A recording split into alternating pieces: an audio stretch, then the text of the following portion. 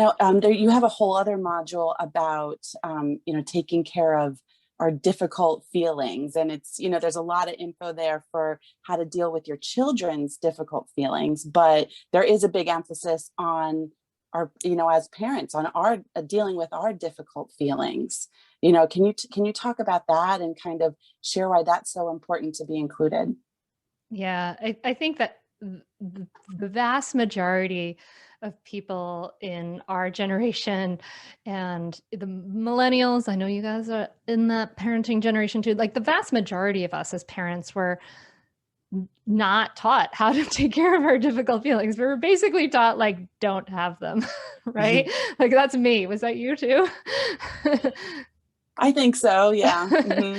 And it's like, don't cry, go to your room. I don't know, like just we weren't given any tools to kind of understand and take care of our difficult feelings. And we're trying to, and it's great. Like there's a bunch of people who are trying to rectify that now, right? But the biggest thing that teaches kids is our own behavior, right? Like they're not great at doing what we say, but they're great at doing what we do.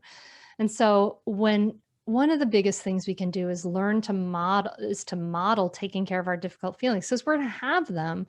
No one's going to be like calm all the time. I'm not, and you're you're going to get frustrated, you're going to get angry, you're going to get anxious, you're going to feel sad, all of those things. Like we're going to have that full range of emotion.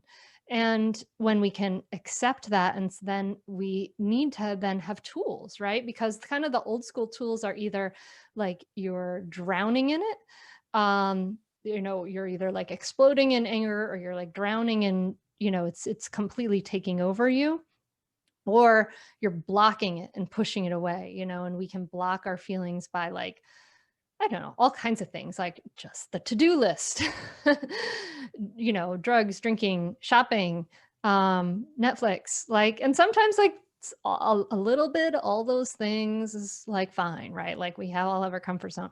But when we're blocking our feelings, then it's kind of like our feelings end up being like this. I like to think of them, they're like it's like a beach ball that you're trying to push under the water.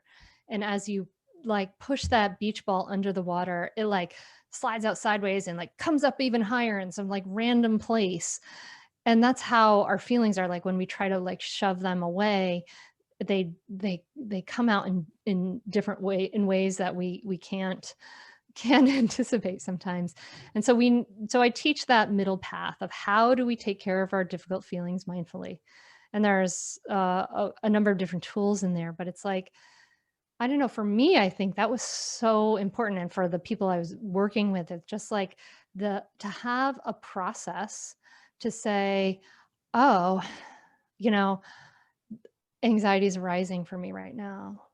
How can I take care of this rather than, I'm going to go eat some chocolate. It's like much better to model. And then with our kids, we can model that too. When difficult feelings are rising, we say, oh, I'm feeling X right now. I'm going to take a minute to take care of these feelings. I think that that's been really huge. And I think that a lot of parents come into parenting thinking it's or practicing how, you tell your kids what to do. You're telling them to be this way, telling them to do this way.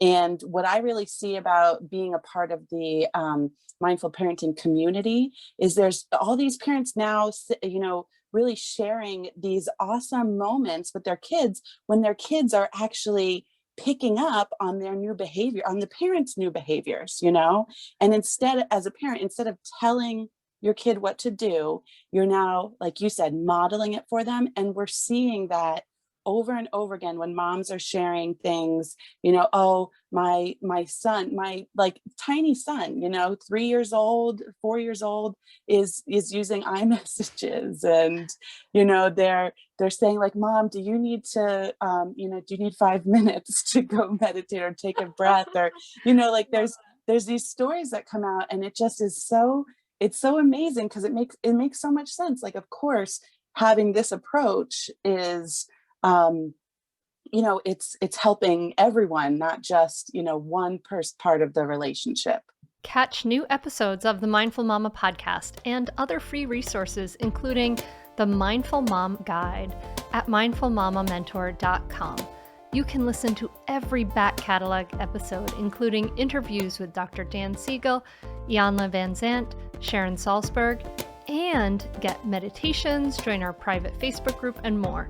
Go to mindfulmamamentor.com now. I'll see you there.